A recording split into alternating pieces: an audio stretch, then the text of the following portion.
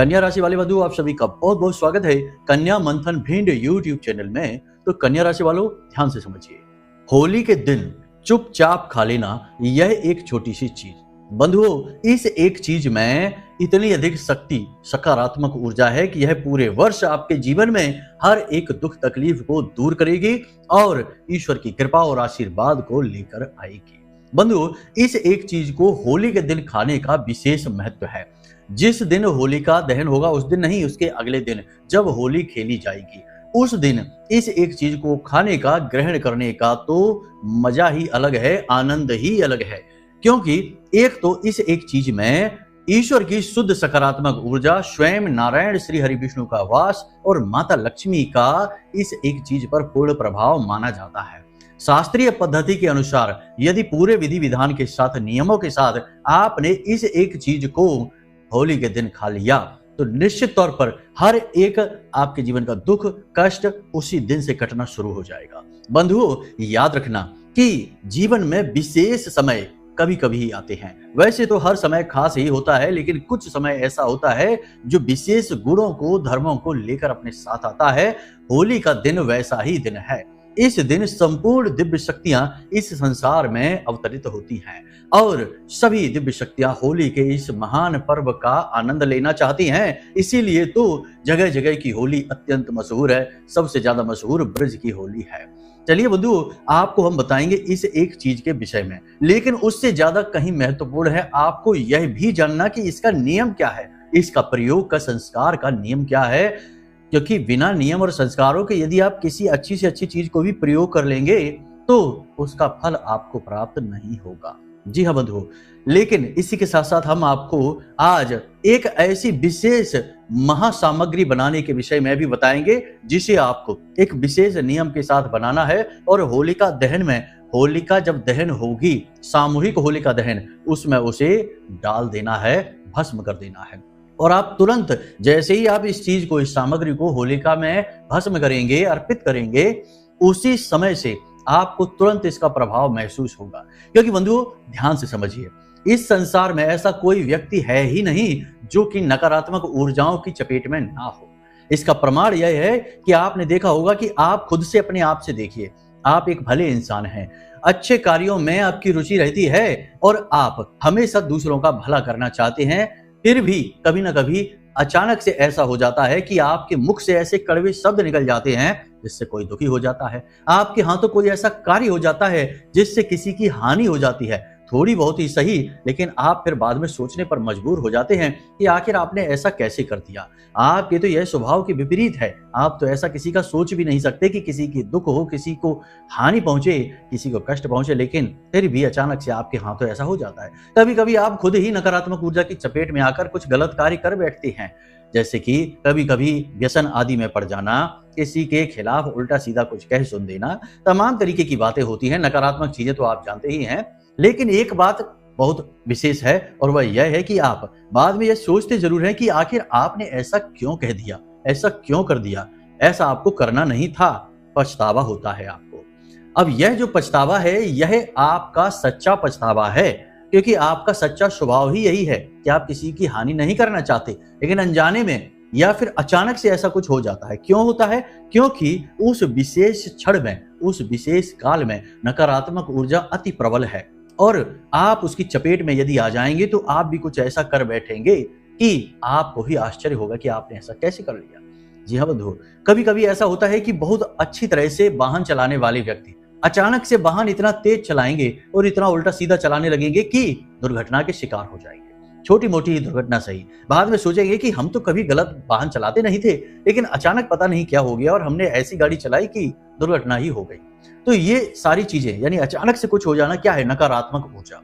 अब जो अच्छे लोग हैं, जिनकी आत्मा शुद्ध है, मन पवित्र है और जो सत्य पर चलना चाहते हैं, प्रेम से रहते हैं, वे कभी कभी इसकी चपेट में आते हैं। लेकिन कुछ ऐसे धूर्त हैं इस संसार में जो इस नकारात्मक ऊर्जा की चपेट में आजीवन रहते हैं। तो आप देखते हैं कि कुछ लोग ऐसे होते हैं समाज में, आपके आसपास भी होंगे, जो हमेशा दूसरों की बुराइयां करते पाए जाते हैं।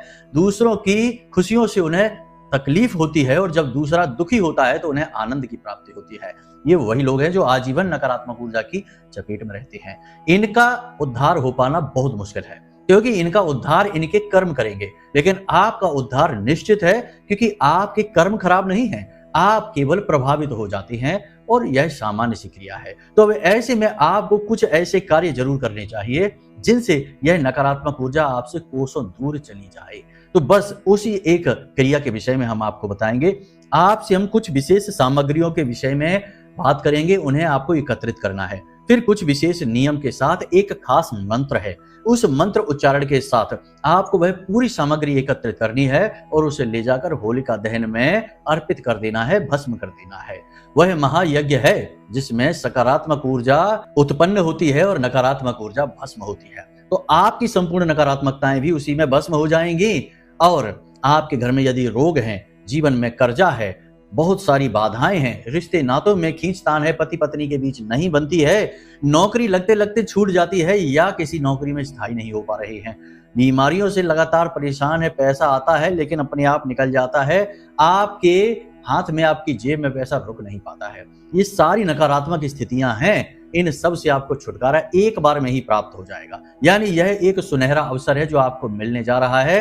अब एक दो चीजों के विषय में तो आपने सुना ही होगा। कोई कहता है नारियल भस्म कर देना, कोई कहता है कि ये सामग्री वो सामग्री, इलायची डाल देना, लौंग डाल देना, ये वो। लेकिन हम जो आपको बताएंगे वह पूर्ण वैदिक पद्धति के आधार पर सामग्री बनानी होगी और पूर्ण नियम के आधार पर आपको उसे अर्पित करना होगा, क्योंकि वह महायज्ञ है। बिना मंत्रोच्चारण के आप कुछ भी उसमें यूं ही डाल आएंगे तो उसका कोई फल प्राप्त नहीं होगा, क्योंकि मंत्र से देवी शक्ति जागृत होती है और वही देवी शक्ति उस चीज को ग्रहण करती है जो आपने यज्ञ हवन में डाला है। इसीलिए तो यज्ञ वेदी के पास मंत्रोच्चारण किए जाते हैं, जब उसमें साकल्य डाला जाता है, सामग्री डाली जाती है। तो मंत्र भी हम आपको बताएंगे, यूं ही किसी की सुनकर डाला होगे तो कुछ भी नहीं होगा। ठीक है, तो यहां तक सारी बातें आपने समझ ली।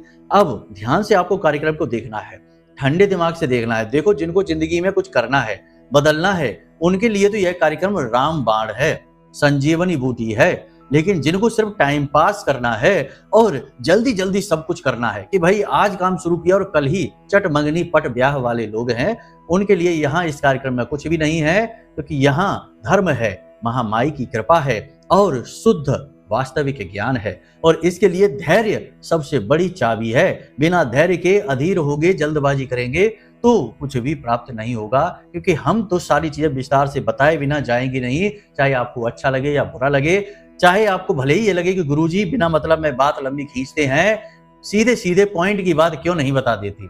लेकिन पॉइंट की बात बता देने से उद्धार हो जाता तो फिर गुरुकुलों में जीवन भर 25-25 वर्षों तक शिष्य क्यों लेते शिक्षाएं। गुरु से बस पॉइंट की बात पूछ कर चले आते, 2 महीने में ही वेदज्ञ हो जाते। लेकिन ऐसा नहीं होता है, चीजें समय लेती हैं। ठीक है, यहां तक समझ में आ गई सारी बात। तो चलिए, उम्मीद करते हैं कि आप अब कार्यक्रम में ठहरेंगे और जो कुतर्की हैं, अधर्मी हैं और जो जल्दबाज हैं, वे कार्यक्रम छोड़कर चले जाएंगे। तो अब चलिए, महामाई को याद करिए, कमेंट बॉक्स में लिखिए जय मां भद्रकाली।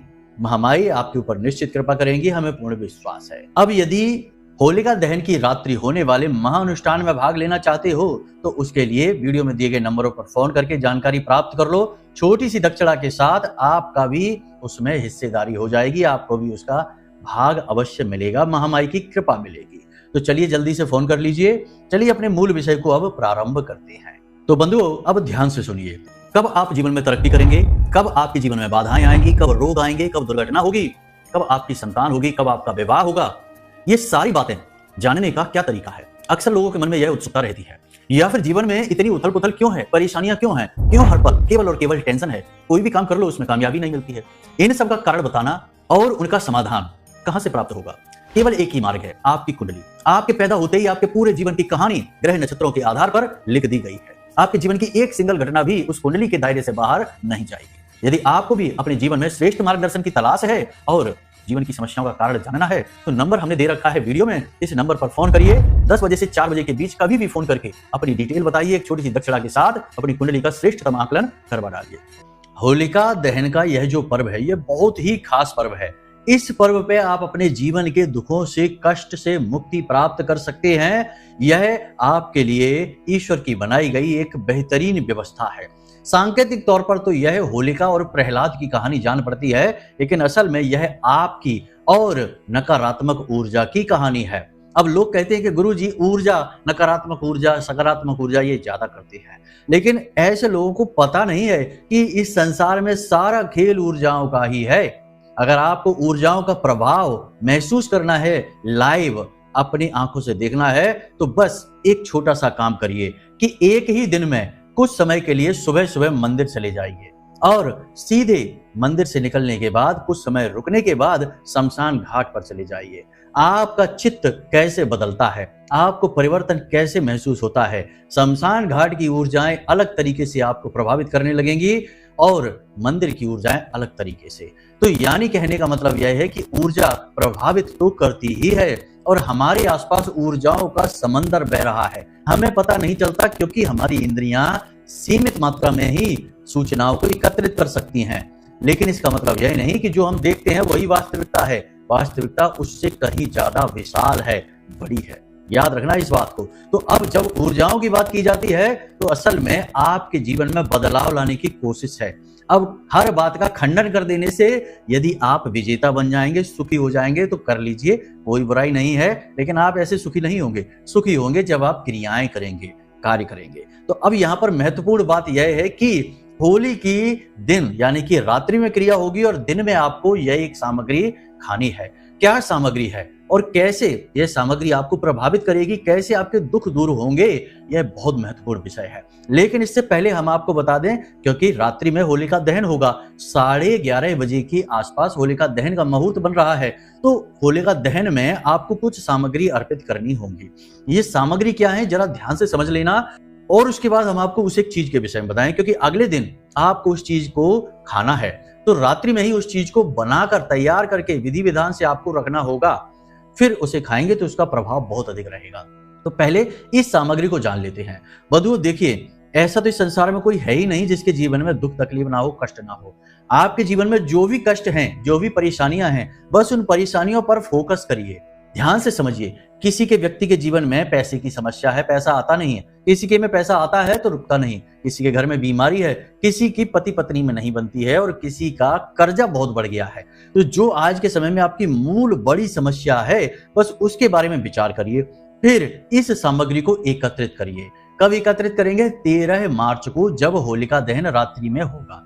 तो उस दिन आपको एकत्रित करनी है। एक सूखा नारियल लेकर आना है, पूजा पाठ वाला नारियल होता है, वह आपको एक लेकर आना है, ठीक है। उस नारियल को लाकर शुद्धिकरण करना है, जल, गंगा जल उसके ऊपर छिड़कना है, शुद्ध हो जाएगा और उसके ऊपर उस नारियल का पूजन करना है, यानी कि तिलक लगाना है। लिखना कुछ भी नहीं है, ना ही स्वास्तिक और ना ही श्रीम, सिर्फ उसका पूजन करना है। उसके बाद आपको बाजार से थोड़ी सी हवन सामग्री लानी है। उस हवन सामग्री में आपको थोड़ी सी चीनी, इलायची का एक जोड़ा, लौंग का एक जोड़ा और 4 काली मिर्च के दाने ये मिला देने हैं। थोड़ा सा घी डाल देना है, थोड़ा सा सफेद गुग्गल डाल देना है और उसे अच्छी तरह से मिला देना है। यह विशेष हवन सामग्री तैयार हो चुकी है। अब इस संपूर्ण हवन सामग्री को और उस नारियल को एक साथ रख लेना है। अब रात्रि के समय, यानी यह सामग्री आपने लाकर और रख ली तैयार करके अपने पूजा घर में। अब जब इसे आप यज्ञ में यानी कि होलिका में दहन के समय पर इसे लेकर जाएंगे घर से बाहर, उससे पहले इसे आपको अपने पूरे घर में लेकर घूमना है। और क्या करना है कि घर के जितने भी सदस्य हैं, जिनके जीवन से आप दुख दूर करना चाहते हैं, जिनसे आप बहुत प्रेम करते हैं, उन सभी सदस्यों के पास इसे लेकर जाना है और इसका स्पर्श कराना है। यानी थाली में आप इस सामग्री को रखेंगे, थाली का ऐसे ऊपर से स्पर्श कराना है और स्पर्श जब लोग इसका करेंगे उस समय आपको मन में यह कामना करनी है कि हे प्रभु, हमारे परिवार के हर एक सदस्य की नकारात्मकता, हमारे परिवार की नकारात्मकता सब भस्म हो जाए इस सामग्री के माध्यम से। इस तरह सबके हाथों से यह स्पर्श करानी है। यह बहुत ही वैदिक और बहुत ही शक्तिशाली पद्धति है बंधुओं, इसे करके देखना, फिर बात करते हैं। अब इस पूरी सामग्री को आप अपने साथ लेकर जाएंगे और होलिका दहन जहां हो रहा होगा वहां पर जाकर इस सामग्री को होलिका में समर्पित करेंगे। जैसे ही समर्पित करेंगे उस समय आपको कम से कम 11 बार इस मंत्र का उच्चारण करना है। तो मंत्र आपके मोबाइल की स्क्रीन पर आपको दिखाई दे रहा है। मंत्र कुछ इस प्रकार है। ओम उग्रम वीरम महाविष्णुम ज्वलंतम सर्वतोमुखम नरसिंहम भीषणम भद्रम मृत्युम नमाम्यहम। मंत्र एक बार फिर से सुन लीजिए। ओम उग्रम वीरम महाविष्णुम ज्वलंतम सर्वतोमुखम नरसिंहम भीषणम भद्रम मृत्यु मृत्युम नमाम्यहम। इस मंत्र का उच्चारण आपको कम से कम 11 बार करनी है। यह भगवान नारायण का नरसिंह रूप का मंत्र है। याद रखना कि जो प्रहलाद हैं उनके जीवन में भगवान नरसिंह की ही कृपा आई थी, और इस जो होलिका दहन का कार्यक्रम है इसमें भगवान नरसिंह का ही किरदार सबसे महत्वपूर्ण है। और सबसे बड़ी बात कि नारायण के शुद्धतम स्वरूप नरसिंह है और पूर्ण अवतार हैं। तो इनका स्मरण करके आप यदि होलिका में इस सामग्री को डालेंगे तो यह सामग्री यज्ञ में अर्पित की जाने वाली साकल्य के समान सकारात्मकता से भर जाएगी और सीधे भगवान नारायण तक यह सामग्री पहुंचेगी और आपके जीवन में खुशियां लेकर आएगी। जिस वक्त आप इस कार्य को करेंगे उसी क्षण से आप महसूस करेंगे अपने शरीर में कुछ परिवर्तन। याद रखना, पहला परिवर्तन यह होगा कि आपको बहुत अच्छा लगेगा, बहुत ही अच्छा। मतलब कि महसूस करने की बातें हैं। ऐसा नहीं होगा कि अगर आप मोटे हैं तो पतले हो जाएंगे, नाटे हैं तो लंबे हो जाएंगे, ऐसा कुछ भी नहीं होगा। हमारी बातों को समझने की कोशिश किया करिए। हम भावनाओं की बात करते हैं, महसूस करने की बात करते हैं, साधनाओं की बात करते हैं, ठीक है। तो यहाँ पर आपको महसूस क्या होगा? आपको बहुत अच्छा महसूस होगा, अंदर से खुशी का एहसास होगा, हल्कापन महसूस होगा, सिर पर कोई बोझ सा रखा रहता था वह दूर होता महसूस होगा, और जो अनजाना डर भय चिंता सताती थी वह कुछ समय के लिए आपसे तुरंत दूर हो जाएगी। ऐसा इसलिए होगा कि आपके ऊपर जो भी नकारात्मक ऊर्जा थी वह उसी क्षण जलकर भस्म हो जाएगी। फिर इसका प्रभाव धीरे धीरे आप अपने जीवन में पल प्रतिपल महसूस करेंगे। नौकरी नहीं लग रही थी तो नौकरी के अवसर बनने लगेंगे, व्यापार नहीं चल रहा था तो व्यापार धीमे धीमे अच्छा होने लगेगा। साथ ही साथ रिश्ते नातों की खींचतान और कर्जा यदि बहुत ज्यादा था तो वह धीरे धीरे समाप्त होने लगेगा। सीधी सी बात है कि आमदनी बढ़ेगी तो कर्जा अपने आप समाप्त होगा। कर्जा होता ही क्यों है? जब आमदनी नहीं आती है, पैसा नहीं आता है तो कर्जा बढ़ता है। ये सारी चीजें होंगी। लेकिन यहाँ पर एक सबसे बड़ी बात जो आपको याद रखनी है कि देखिए, जब हम कोई सकारात्मक क्रिया करते हैं, नकारात्मक ऊर्जा को भगाने वाली क्रिया करते हैं, तो फिर हम नकारात्मक कार्य नहीं कर सकते हैं। यानी आपको शराब नहीं पीनी है, मांसाहार नहीं करना है, व्यभिचार नहीं करना है, किसी का हिस्सा नहीं दबाना है, किसी को दुख तकलीफ नहीं देनी है। अनजाने में यदि दुख तकलीफ पहुंच भी जाता है तो उसके लिए क्षमा याचना करनी है, और जितना हो सके उतना सात्विक रहना है, शांत रहना है। बिना मतलब की गप्पे हाँकने में, इधर उधर फिजूल की बातें करने में अपना समय खराब नहीं करना है, टाइम पास नहीं करना है, काम पर ध्यान देना है, पॉजिटिव रहना है। और सबसे महत्वपूर्ण बात कि प्रतिदिन भगवान का नाम स्मरण करना है, पूजा करना है, चालीसा पाठ करना है। जिस भी ईश्वर के स्वरूप में आपकी आस्था है उनका रोज ध्यान करना है, उनकी पूजा पाठ, पूजन अर्चन वंदन करना है। तो ये चीजें आपको जरूर करनी है। अब बताते हैं उस एक चीज के विषय में। तो रात्रि के समय जब होलिका दहन पर आप जाएं, उससे पहले आपको एक पान बनाना है खुद से। पान बहुत ही शक्तिशाली चीज है। पान का बीड़ा बनाना है। पान का बीड़ा हर एक देवी देवता को अर्पित किया जाता है, लेकिन यह पान का बीड़ा माता लक्ष्मी और नारायण को अति प्रिय है, अत्यंत प्रिय है। हनुमान जी को चढ़ता है, दुर्गे माँ को चढ़ता है, सभी देवी देवताओं को चढ़ता है, लेकिन भगवान नारायण का यह बहुत अधिक प्रिय है। तो आपको एक पान का बीड़ा बनाना है। बाजार से बना हुआ लेकर नहीं आना है, खुद बनाना है। और मीठा पान का बीड़ा बनाना है। तंबाकू मत डाल देना उसमें, क्योंकि बहुत से तंबाकू के शौकीन होते हैं तो कहते हैं पूजा पाठ वाला जो पान बनता होता है उसमें भी कह देते हैं हमारे लिए थोड़ी तंबाकू डाल देना, कम डाल देना लेकिन डाल देना। ये नहीं करना है, ये गलत कार्य है। पूजा पाठ धर्म कर्म कभी व्यसन नहीं सिखाता। नहीं तो पता चला कि हम तो पूजा का पान खाते खाते तंबाकू वाला पान खाना सीख गए गुरुजी। अब क्या करें? आपने ही कहा था कि पान खाना है और हमने पान खाना शुरू कर दिया। अब हमको इसकी लत लग गई क्योंकि हम इसमें तंबाकू डालते थे। तो गुरुजी ये नहीं कहते कि आप नशा करना सीख जाइए, व्यसन करना सीख जाइए, कुछ भी नहीं। हम कहते हैं कि साधारण पान बनाना है, मीठा पान जिसमें कि दैवीय सामग्रियां होंगी। थोड़ी सी मिश्री डालेंगे, ठीक है, थोड़ा सा उसमें आप गुलकंद डाल सकते हैं, बाजार से ला सकते हैं, शुद्धता होनी चाहिए उसमें, ठीक है। दूसरा कि उसमें आप इलायची, एक इलायची रखेंगे, 2 लौंगे रखेंगे, थोड़ा सा चूना, थोड़ा सा कत्था और थोड़ी सी सौंफ उसमें अवश्य रखेंगे, और उसका बीड़ा बनाकर और उसे लौंग से दबाकर पूजा घर में भगवान नारायण और श्री हरि विष्णु के चरणों में रख देंगे।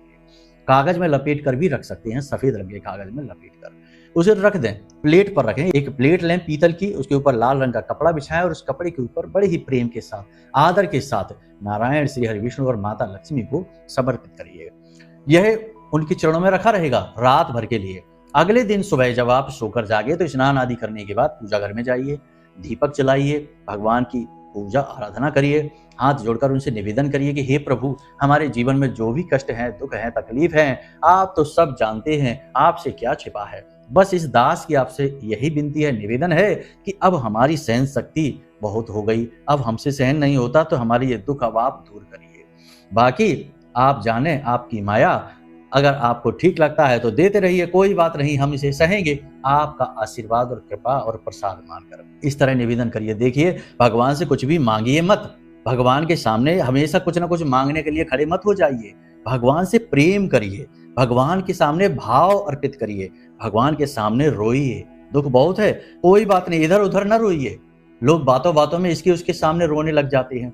नहीं, ऐसा नहीं करना। रोना है किसके सामने? उसके सामने रोइए जो सबका पिता है, जो सबकी माँ है, वो सबको दुख को हरने की क्षमता रखते हैं।